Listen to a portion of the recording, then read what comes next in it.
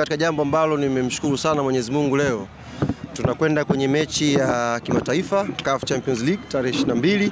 Tumecheza mechi ya mwisho ya ligi leo na hatujapata majeruhi yoyote. Yaani moyo wangu ulikuwa unandunda kwa sababu tumekuwa na hiyo trending kwenda kwenye mechi muhimu ya kimataifa, alafu tunatengeneza majeraha kwenye mchezo wetu wa mwisho wa ligi kwenda kwenye huo mchezo wa kimataifa. Kwa hiyo leo imeisha salama.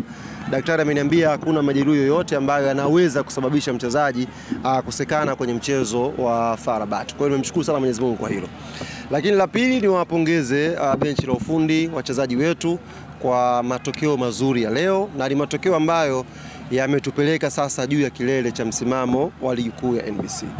Kwa hiyo maana ya kutushusha pale juu sasa hivi ni lazima uwe umejiandaa vizuri, uwe na ubavu. Kwa hiyo ukitaka kuona Yanga yupo juu, una uwezo wa kumteremsha, unapita mbele. Tumekaa kwenye nafasi ambayo tunastahili na tunaamini ni mwanga sasa wa kwenda kupambana kwenye mechi zinazofuatia.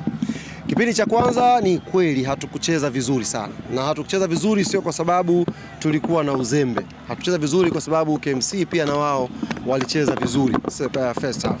Walijaribu kucheza vizuri sana kwenye kujilinda hapa nyuma. Nafasi ya kwanza ambayo tulipata kupitisha mpira wetu kwa Pacome kwenda kwa Maxi tukafunga.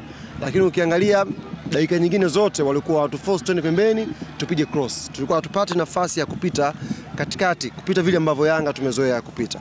Na wakawa na ushap, baada ya si kufunga goli ni kama tuka switch off kidogo, wakawa na ushap, tukafanya mistake hapa, wakapata foul.